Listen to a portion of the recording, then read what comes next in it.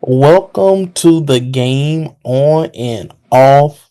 And I'm here with a very special guest. She is a graduating senior at Southern University in College. She does it all. She has videography experience, photography experience, writing, broadcasting, reporting, you name it. She does it all. She is the MVP herself.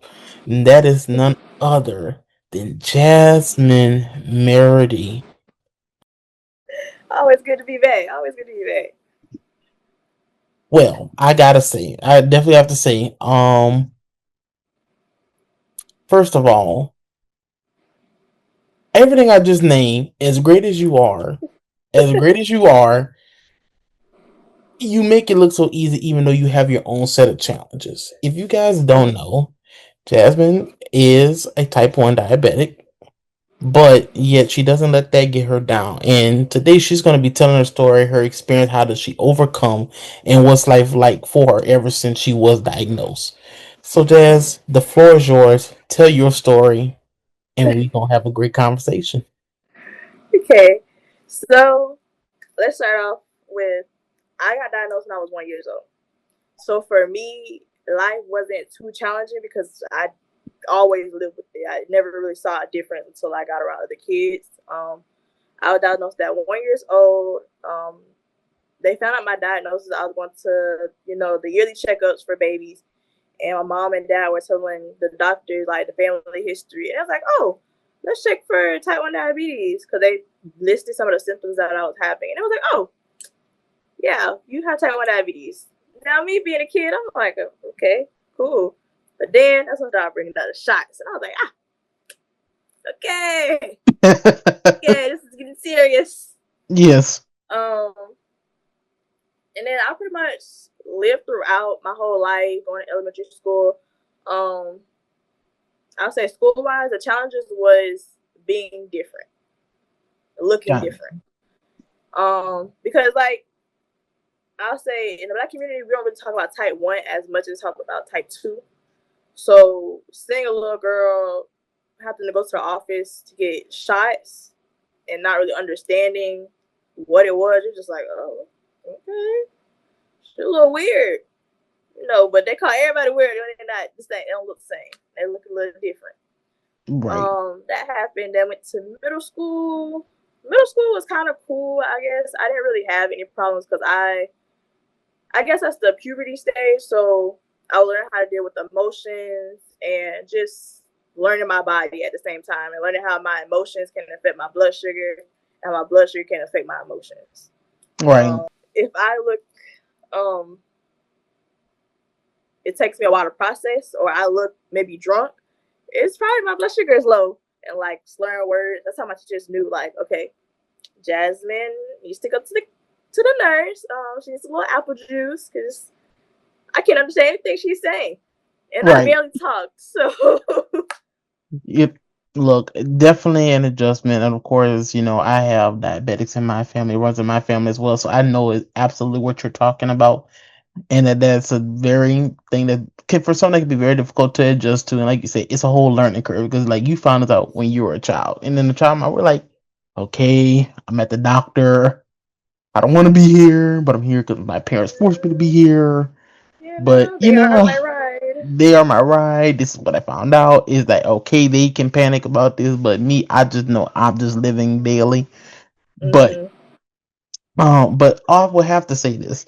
But if I'm correct, you were a cheerleader in high school, correct? I I was a cheerleader was. in high So talk school. about now you don't went from not just school activities, but after school activities, being an athlete and having to deal with that. Talk about how that was. Um, it's a lot of patience. I had to learn how to also know my limits because, like, as an athlete, you don't necessarily want to always have to stop because of something minor.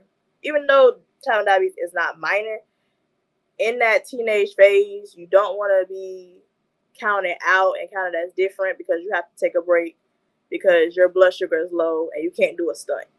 So then it's like, oh, well, I don't want Sarah to fall out the sky because I just dropped low on the ground. We're both laying here unconscious. So I think that it brought a lot of safety precautions. That type of diabetic, when we do sports, it comes with a lot of precautions. Because if you're low, you're not in control technically of your body.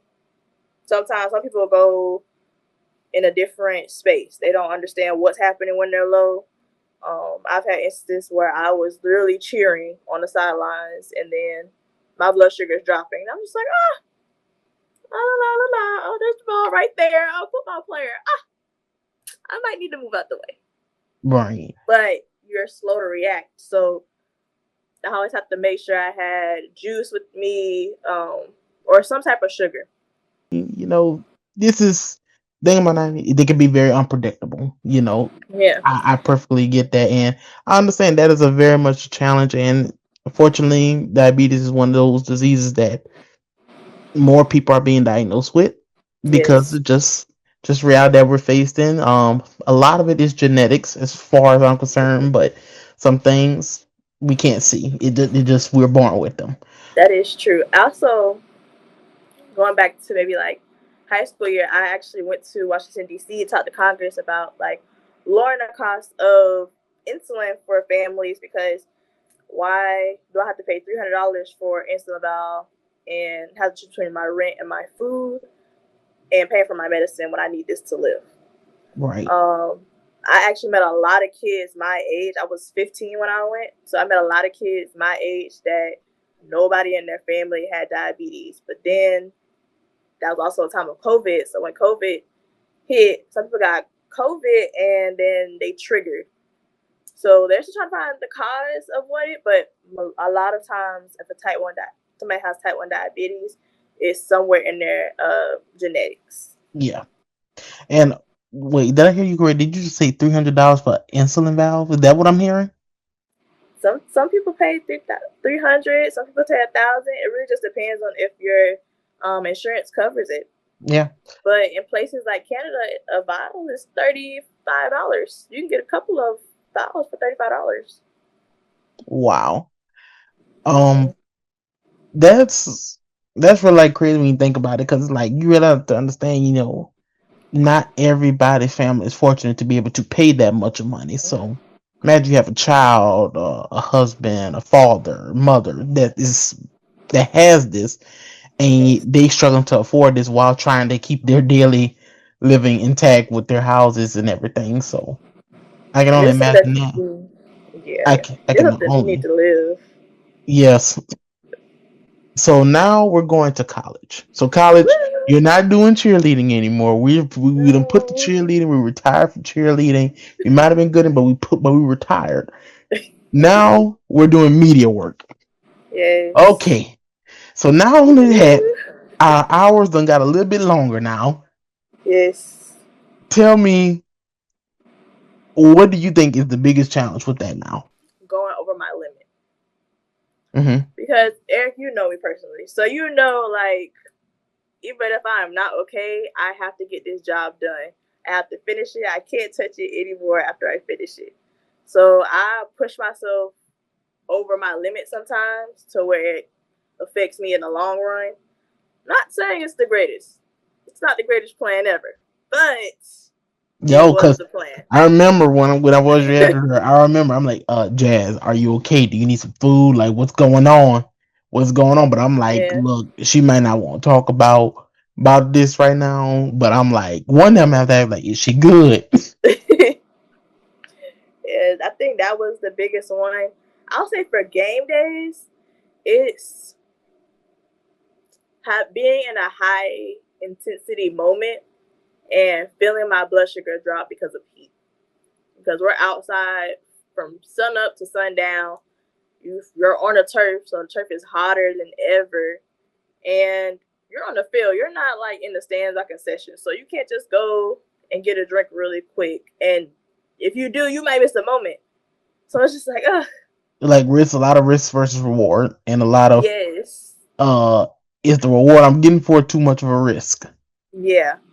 Because I can tell you, my camera bag, I got a whole bunch of snacks in that camera bag just in case. I'm very much happy because we're gonna need to make sure the body is healthy for us to perform. Yeah. Okay, like as much as I was a guy that was like, hey, this and this needs to get done. I'm also trying to make sure my staff is all right and living. Yeah. That's the first thing I want to make sure of. But I was very happy and very fortunate that during my tenure, at least, that Yeah. we had no situation out there. So that's the good thing. No. What do you think, honestly, is the one thing people you don't think understand about being a type 1 diabetic or just diabetes in general? Like, what's one thing they don't understand, especially when it comes down to you? Because a lot of people feel like, oh, I can't catch that young.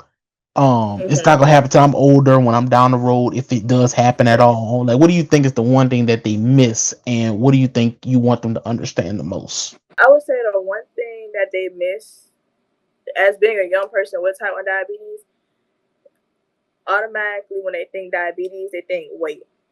And that has nothing to do with my weight. And then they also like ask can you really have that? It's like, yeah, I can have this. I just have to give medication for it. But yeah, just educating more the diabetic community. We try to educate people more about what difference is, because we do understand, like, commonly in America when we hear diabetes we think more of weight, high blood pressure, and we understand that. That's why a lot of American Diabetes Association, um, Beyond T1D, also referred to as their past name was Juvenile Diabetes Research Foundation. And there's another organization that, like Nick Jonas, Usher, they're a part of, to help educate others that just because we have type 1 diabetes doesn't mean like we can't do everything. Because I know as a kid, I could go to a birthday party and the parent be like, "Can you have that? Can you have that?" And it's like, yes, I can have this. I understand the concern. Like, we understand the concern and we appreciate the concern, but sometimes some the way some people present things, it makes Kind of feel like it an makes us outcast. rethink. Yeah, it makes us rethink of telling certain people, because you have some people that might be like, "Oh yeah, she has this, so she can't eat that." Like, "Oh, don't bring that by her." Like, no, I actually can. And you don't have to say those type of You things. have to say that. Um, Also, I just think this is a funny thing that we do as type 1 diabetics. When we're saying things like, I can be out in public, I'm like, "Oh, I'm high." I've had older ladies be like, "Oh my goodness, no, ma'am, not that type of high. My blood sugar is probably 300 right now." That is what Oh, I mean. because That is what I mean. I'm I'm like, so oh, sorry. they was thinking about the substance and not, Yes, the substance, or it's like some diabetics, they don't have pumps. They do the shot still, yeah. and a lot of times people see shots and they see a young person with a shot. They don't necessarily think, oh, medication. They think other substances. I think that's a little bit of a challenging part. Not everybody has that situation happen. I've had that situation happen, so that's why I speak on it. But a lot of things, it's just a learning curve. Like, once you learn about it and you're educated on it, we really don't. It's not a big thing to us. Like, at the end of the day, this is just something that's added onto my life.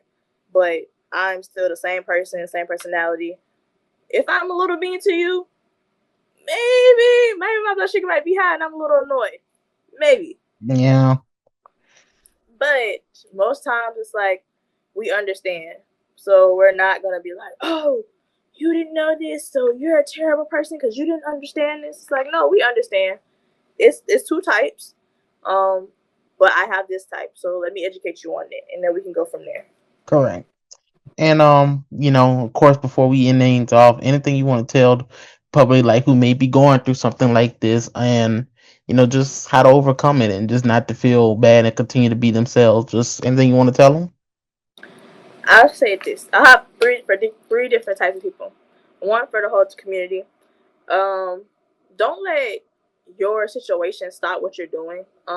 Let people know, because I too. I don't let everybody know. People find out and they're like, oh, I wish I would have known this sooner. It's like, my bad. I'm sorry. Um, for the young girls with type 1 diabetes, I understand that we're in spaces where we want to be girly, we want to do this. Don't be scared to um show your pump, show your insulin shots. Like, that is a part of you. Um, I understand we don't always like to be different, but sometimes that helps. Being different is not a terrible thing. Having type 1 diabetes is not a terrible thing. It's just something we have that we need to overcome. And for the black girls with type 1 diabetes, we are stronger than we think we are. Like, everything we go through in life, we are the advocates for ourselves and everything as a black woman. So advocate for yourself even more in spaces where we don't see ourselves as much. I can say that for going to Congress, it's not many of us speaking about type 1 diabetes. We do try to advocate online. We are there, but find your community. Not every person is going to shut you down and say, oh, I don't want to be around you. No, find your community and you'll be okay. All right. Y'all, this has been Jasmine Meriedy. Once again, MVPs. Not only you look like she done gained another role, she's an overcomer, y'all. Let's start off there. She's an overcomer. How about that? But then thank you for being on the game on and off.